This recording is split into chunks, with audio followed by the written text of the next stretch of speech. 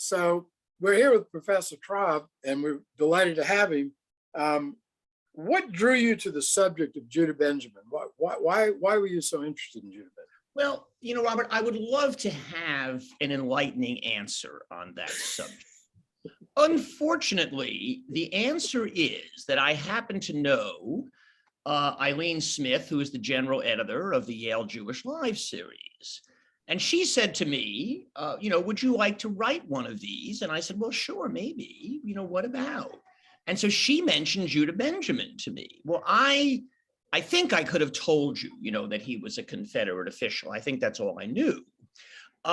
Then, in order to decide whether or not I wanted to do this, I went back and read the literature on the guy, and first of all, there wasn't a vacuum that needed to be filled by me. There had been quite a good recent biography and some rather ancient and dated one.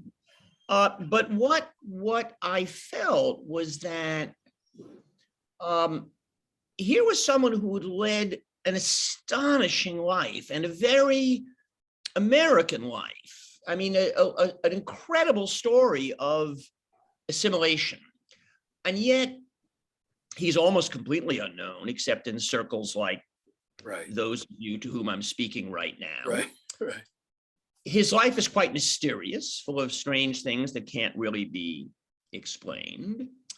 And he himself was so strangely close-mouthed about his own life that it almost it lures you in because you want to understand.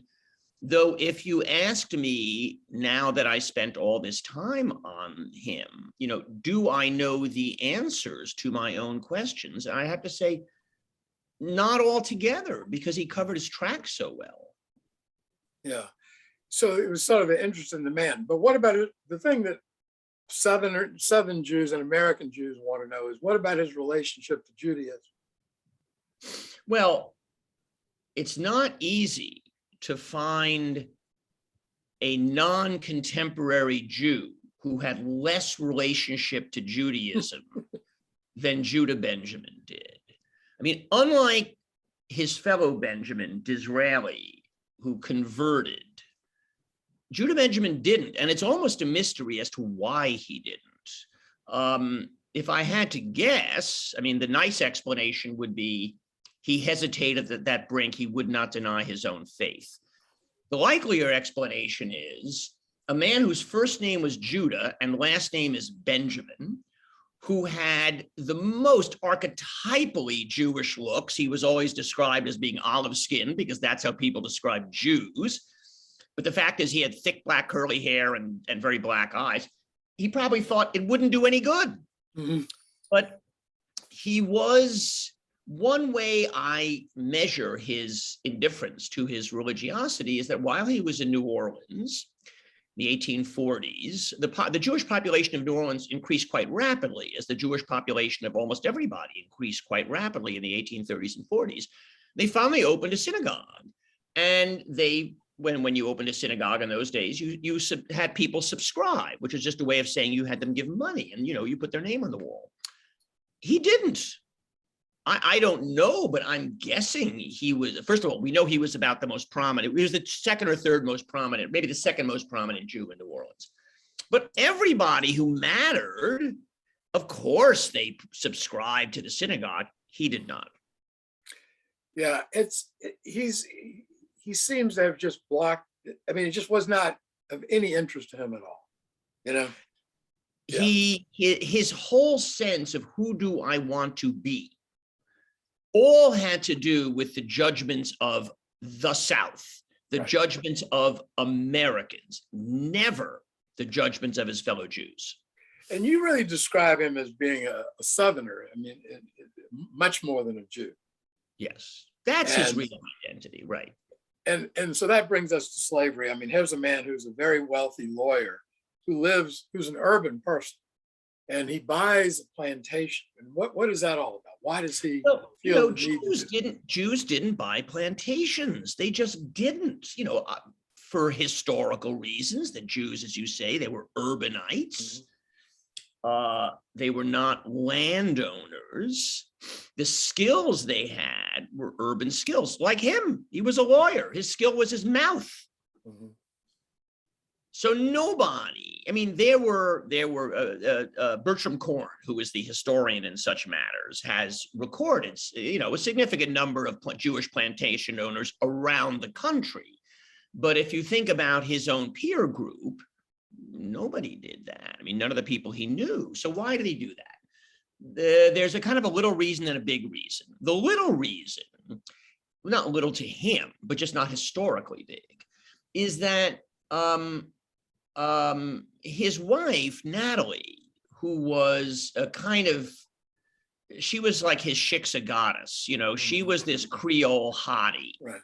And I think she was bored out of her mind with his long working hours and his disquisitions about the law. She was just a spoiled, beautiful girl. And he was, I think, desperate to, once he married her, to actually win her devotion. And he thought, I am going to give her the pedestal that all Southern women yearn for. She is going to be the queen of a plantation. And it was more like bringing Zsa Zsa Gabor out there in Green Acres. She was just bored and she left. And we'll come to her leaving maybe in a minute. But okay, so that's the little reason. The big reason is if you saw yourself as a figure in the South and you were a person of ferocious ambition and you wanted to climb to the top of the hierarchy in the South, well, then you were a planter. That's what a Southern gentleman was. He was a planter. And so though Benjamin does not say this, I can only believe that he felt in doing this, in becoming the master, not just of a plantation, of a great plantation. And by the way, I should add, not just of a great plantation, but a great business proposition. He was not someone who wanted to sit back and drink mint juleps. He was a businessman who was going to run a very profitable enterprise. So that too, really, there was a form of social climbing in that. Yeah, I was interested in your book that he actually was fascinated with it was a sugarcane plantation, which of course is one of the more brutal, if not the most brutal form of slavery. He studied it. He investigated French machinery to make the sugar. And he actually ran the plantation together with his partner for a couple of years, right? Together, together with his partner and also with a gentleman named Norbert Rillieux, who was a very interesting character, who was a freed slave, one of these New Orleans figures who became very prosperous. He was never a kind of gentleman farmer. Whenever he went to France, where sugar cultivation had a very long history. And because the French didn't have cane, of course, it wasn't the right climate. They had beets. And beets have a much lower sugar content than cane. It's much harder to profitably run a plantation from beets. And so the French were extremely advanced. And of course, they didn't have slave labor also, so the machinery had to be effective. And so he would go, whenever he was in France, he'd go to meetings, he would sit in these agronomical societies, he would talk to learned gentlemen. He gained the kind of knowledge of this activity that reminds you of what a great lawyer he was, because he was a commercial lawyer. He was, above all, a maritime insurance lawyer, and really an insurance lawyer, which meant the mastery of immensely complicated bodies of fact. And he brought that gift to his farming. And I point out that one of the only things we can know about him, because he actually wrote 2 articles for DeBow's Review. DeBow's Review was the progressive farmer magazine of the 1850s for slave owners, of course. But, one talked about the slave as productive labor. They would use a lot of euphemisms. And so he was supposed to give some talks, and they got canceled. So he wrote these articles instead. So yes, we know about the immense care he took with this subject. Which brings us to, how do we view Benjamin? You say in your book that Judah Benjamin was the most politically powerful and arguably the most important American Jew of the 19th century. He was also the most widely hated, and hated not only in the North, but in portions of the South. Benjamin does not deserve our admiration, but like some other figures who have yoked their lives to deplorable causes, he nevertheless deserves our attention. What do we do about Judah Benjamin? The good, I mean, he was not only a slave owner, he was, you argue, probably the largest, the Jewish slave owner who owned the most slaves of anyone in American history. By American history, I believe that's right. Certainly in his, yeah, I think that almost has to be right. If he was the biggest Jewish slave owner in 1850, he was the biggest Jewish slave owner ever. Right. I mean, at least according to this gentleman, Bertram Korn, number 2 is at like 45 and he had 140 slaves. So what a monstrous distinction, what an evil distinction. And I would make it yet stronger than that, because this was a man who then became a US senator from Louisiana. And by the time he got there in January of 1853, well, let's just say by 1856 or so, there was only one subject that mattered, and that was slavery. And so a Southern senator distinguished himself by his defense of slavery. And Judah Benjamin was considered among the most eloquent, perhaps the most eloquent of all of those who spoke in defense of slavery.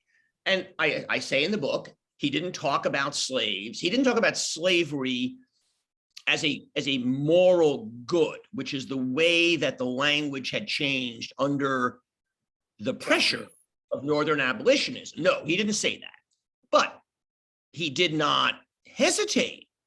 He talked about the South as a place that is based on honor, profit, and safety. No, honor, property. I'm sorry, property, honor, and safety. And property, of course, meant slave property. That was the most valuable thing you had. A slave was worth, at that time, a healthy male slave might be worth $1,100. Safety meant the fear of slave rebellions. This was the South was based on this. So there's no palliating any of that. There just isn't. So when you think about that, when you think about Robert E. Lee, for example, so when you think about many of these people, when you think about Jefferson Davis, obviously the first thing that needs to be said is he lived his life in service to the most evil of all causes. And one argument would be to say, and that's it. There's nothing further to be said. Now, I don't think that way. And I don't think that it mitigates the moral judgment to say that no one of us is summed up by our moral commitments. A person who does heroic things in the world, but is a terrible person to his own family, well, that's part of our understanding of him or her. And the same is true with Benjamin in reverse. It would be a terrible shame to not understand this man, just to consign him to the waste bin, because his life was led in the service of something monstrous. And so, there would have been no point in writing a book which was simply, 170-page indictment of a person. Who wants to read that? Who wants to write that? Anyway, not me is the answer. And so I say that he was virtuous. I use the word virtuous. And I say, if you understand virtue, not in the Christian sense, but in the classical sense, that Ulysses, a master of landways and of seaways, was virtue. He had the skills, the virtues of survival. He had courage. Judah Benjamin had those things. He was an extraordinary man. And so my book is about those things too. Yeah, it's because that's the difficulty of it. After all, he was the most exceptional Jewish figure in American political history at the time, and in the past, Jewish historians, have fawned all over him because he was part of the lost cause. So, and that's changed. That's changed. So, what do you see as his main contribution in terms of secession and the Confederacy? You know, Robert, it's so much easier to answer that question than to say, what is his main contribution to America, to American life, to American Jewry? I don't know the answers to those. Alas, I do know the answer to the question you asked me. He was, not to put too fine a point on it, the Yiddish cup of the Confederacy. This guy, he was the smartest guy anybody ever met. Wherever he went, people just, they were dazzled by him. And so the Jefferson Davis's cabinet was put together mostly for political reasons. He had to have a guy from every state. And so it was a pretty mediocre cabinet at a time when Lincoln had an absolutely extraordinary cabinet. So very unequal teams. Well, this guy, Judah Benjamin, the most unlikely member of the Confederate cabinet, I mean, a man who could barely sit a horse, you know, didn't have the obvious Southern virtues. Jefferson Davis knew that this guy was something extraordinary. The longer the war went on, the more he could not live without it. He was the man's alter ego. When Jefferson Davis was prostrated by physical pain or despair, which he was all the time, Judah Benjamin would come into the office whistling a happy tune. Everybody around him was panicking. And Judah Benjamin is cracking jokes. And he's sitting down to work. And he sits down to work for 14 hours. And he clears more paper than any other three men. And he probably wrote many of Jefferson Davis's speeches and statements. He carried on an immense amount of correspondence, a tiny bit of which survives, not much, the official correspondence. He was a dynamo. So really, the Confederate government couldn't have gotten along without him. So, and as we know, he somehow miraculously escaped, went to England and reinvented himself. Yeah, So, you know, master of landways and of seaways. I mean, leaving aside the man's moral commitments, the story of his escape, which I won't retell here, read my book, is astonishing. It's wonderful. And then this man who is in his late 50s comes to England. I won't say he's penniless. He wasn't. He still had both some money with him and some money he could call on, but he lost almost all of that. The bank that it was held in went under.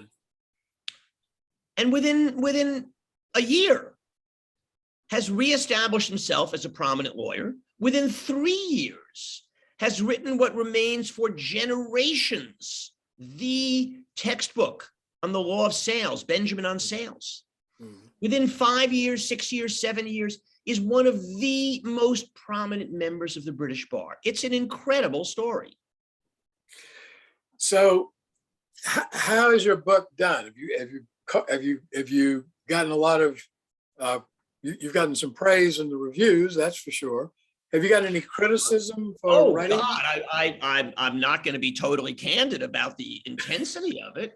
So, okay, there is, how shall I say this delicately? There is the Jewish critique that says, how could you not have known that blank?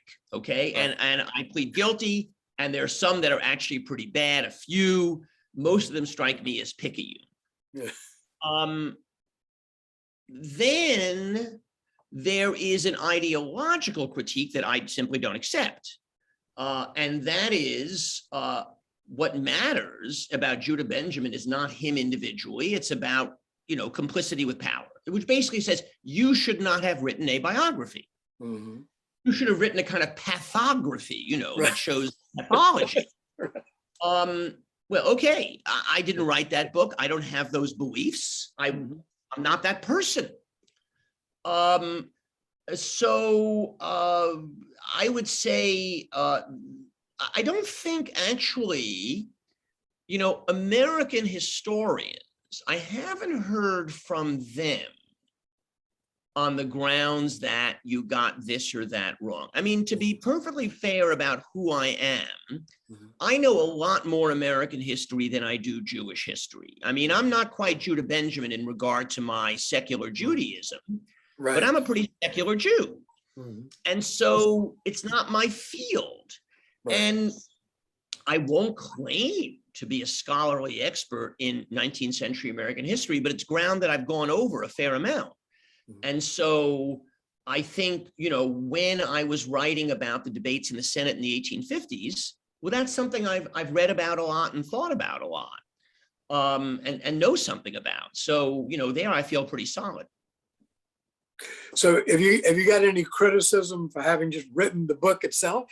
Just Well, sure, that's what I mean. The Yeah. people who say that's not the point. The point is Jewish complicity. Right, with Jewish, right. That's the point. Yeah. And so the very act of writing a biography obscures, by writing about an individual, you obscured the systematic issue.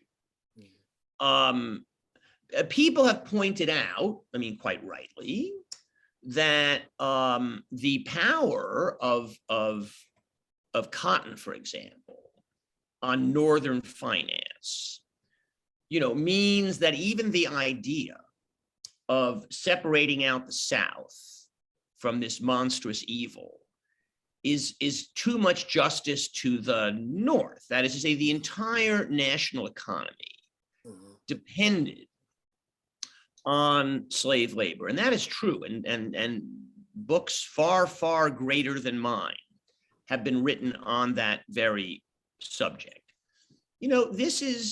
I wrote this for the Yale Jewish Lives series. Right. It's a little book. It's Right. not meant to be to break new ground. It's meant to think new thoughts. If you're writing about Bob Dylan or Sigmund Freud or God knows Henny Youngman, you're meant to think new thoughts. But they're small books, and often, on ground that has been plowed before. And so it's a particular kind of role that you have when you write one of these books. Well, I think you've done a great public service because, of course, Eli Evans, who we all love. You wrote a wonderful book. Yeah, wonderful book. But it is, it was written in the 80s. Yeah. And, you've brought Judah Benjamin back alive to hopefully a new generation. So we really appreciate your being with us. And good luck with your next book on Hubert Humphrey. Thank you. Thank you very much. It's been an absolute pleasure talking to you. Thank you. We really appreciate your doing this.